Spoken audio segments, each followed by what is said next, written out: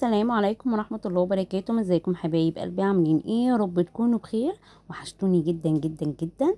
تعالوا بقى كده نشوف هنعمل ايه. جبت كده حبايتين من البطاطس واقشرهم كده تقشير سريع. ونصلي على رسولنا الكريم ونقول اللهم صل وسلم وزيد وبارك عليك يا حبيبي يا رسول الله. ولو تلاحظوا ان انا لابسه شتوي، يعني شويه لابسه شتوي وشويه لابسه صيفي. ففي فيديوهات متسجله معايا قديم وبنزلها لكم. تمام، ده فيديو كده ده كان قبل رمضان، فحبيت ان انا انزله لكم بقى دلوقتي كده. دي اكله سريعه، الواحد خارج من رمضان زهق بقى من الاكل والحاجات التقيله. فدي وصفه كده ممكن تنفع للغدا وممكن تنفع للعشاء. فتعالوا كده، قشرت البطاطس كده وحبيتين اتنين. تمام، غسلتهم حلو جدا وهبشرهم بالمبشره. تنسيش بقى تحطي لايك وشير وسبسكرايب للقناة وكومنت منك بيفرحني وبيسعدني، وببقى في قمة السعادة كده. تمام، بشرتهم كده بشر حلو جدا.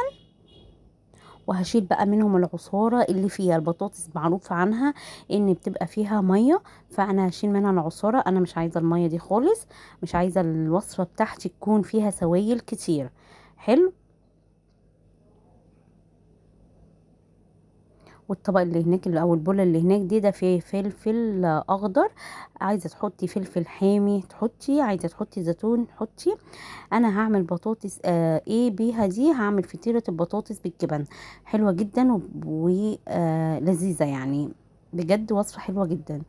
ومعايا بضايه كده برضو هنضيفها على الوصفه. حطيت بقى رشه كده من الملح بسيط جدا وفلفل اسود عشان الزفاره، وهقلب كده البيض. حلو جدا كده. الوصفه بتاعتي كل مكوناتها جاهزه معايا، يا دوب هتحط كده فوق بعضها وعلى التسويه. تعالوا بينا على البوتاجاز. معايا طاسه كده ومولعه عليها، وهحط كده معلقه كبيره من الزيت.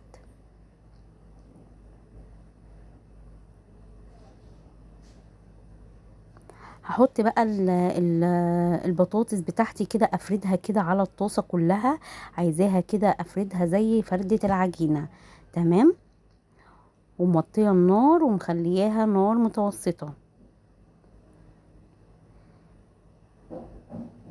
وهنا بقى همسك الاسباتولا واتبت كده عليها والمها كده من الجوانب. مش عايزه اي حاجه ولا اي اطرف منها تكون زايده معايا. انا عايزاها كلها سوا واحد وكانها عجينه بالظبط.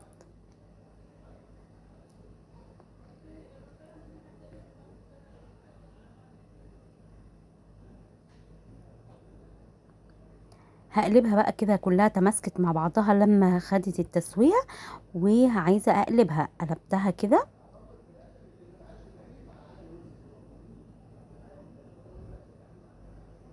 بعد ما هقلبها هشيلها وهحط الايه بقيه البطاطس. انا ما حطيتش البطاطس كلها خالص مع بعضها، انا حطيت جزء منها والجزء التاني هحطه لوحده. يبقى انا كده عملت معايا ايه؟ ما عملت معايا فطيرتين بطاطس.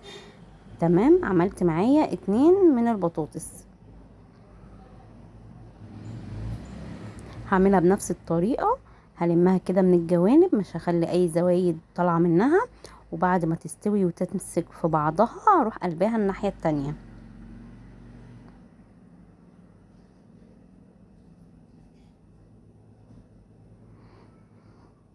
لو انت حاسه ان هي مش متماسكه مع بعضها، اجيب حاجه تاني وامسك بيها واقلبها كده بالظبط.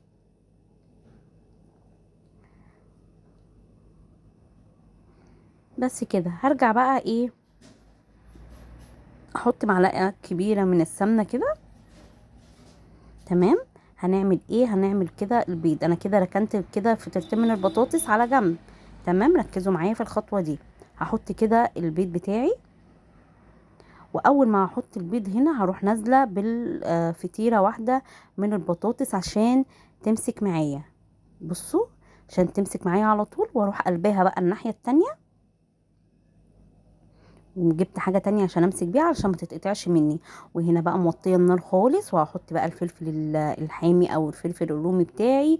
عندك زيتون حطي، عندك فلفل الوان حطي. انا هحط هنا شويه من الجبن كده.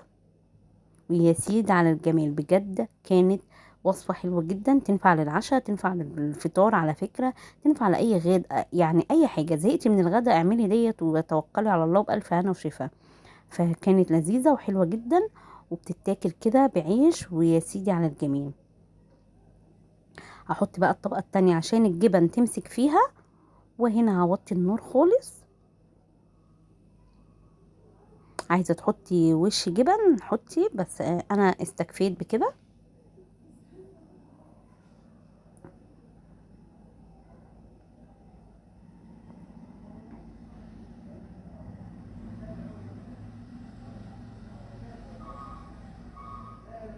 بس كده، هذه الوصفة بتاعتنا اهي. وتعالوا بقى نشوف كده بعد ما استوت. يعني بتتاكل احلى حاجة وهي سخنة. تمام، بجد كانت خطيرة.